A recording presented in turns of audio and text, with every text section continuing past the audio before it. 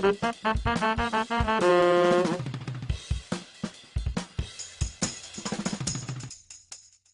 to week 3 of the Compliance Digest, presenting on all things compliance related. My name is Alex Krenke, and with me this week I have Staci Simmons. Staci will be helping me co-host today's production.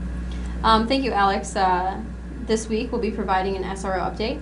The fate of the Registered Investment Advisor regulation has been one closely followed by Alex, and today he's going to give us an overview on what that means this year. First up, Alex, what can you tell me about it? Well, I would say as far as expectations, there's really nothing to expect for the rest of the year. Nothing in the sense that 2 weeks ago Congress adjourned without a vote on H.R. 4624, the Bachus Bill. The Bachus Bill would have authorized one or more self-regulatory organizations. I would say, having received no votes, it is now unlikely that the bill will come up in the lame duck congressional session that's going to be occurring after the election. Right. Given the outcome, what can you expect to happen as far as the regulatory oversight for investment advisors? You know, that's a difficult question to answer. When Dodd-Frank first came out, I think the industry was looking for a solution to happen as far as regulation goes, and they were expecting something to come along soon. There were essentially 3 avenues that it could have gone down. One would have been increased oversight from the SEC. 2 would have been creating an SRO, a brand new SRO. 3 would have been extending FINRA's coverage over the registered investment advisory market. All year we've been expecting something to happen. FINRA's repeatedly expressed their interest in assuming oversight over this group. The RIAs have repeatedly expressed their interest in remaining under the SEC's regulation. But I would say that given the congressional decision, or rather lack of decision, made last month, I think it's safe to say that investment advisors don't have to worry about anything for the remainder of 2012. Whether or not this means the issue is dead, largely debated. FINRA and SRO proponents likely will try to revive the bill in 2013 under the new Congress, is I think what we can expect to see. Okay.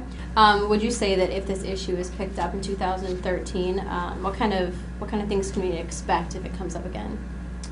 Well, you can expect this to not be a quick or easy decision.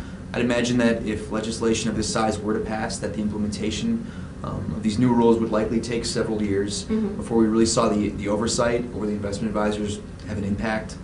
That being said, I do believe that the decision to roll investment advisors under FINRA's regulation does make sense. Their track record as far as audits in response to abuse in the market is concerned is vastly better than that of the SEC. I know that with FINRA member firms, you can expect to be audited every 1 to 3 years. With the SEC, it's 1 to every 10 years, which is a big difference.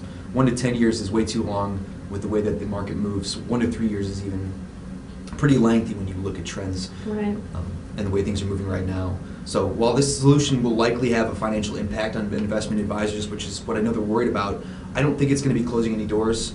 The broker-dealer market has adapted really well to FINRA's oversight, and I would expect the same of the investment advisory market as well. All right, well, thank you very much. I appreciate the overview. It will be really interesting to see what kind of changes are implemented in 2013 and what effects they will have on registered investment advisors. Absolutely, absolutely. Well, that'll wrap it up for today. Thanks for joining us. Thank you, Staci, for helping me co-host today's episode. Next week, we'll be doing a highlight reel over the SILA conference that some of the members from the Quest team were able to attend last week. Thanks. Thank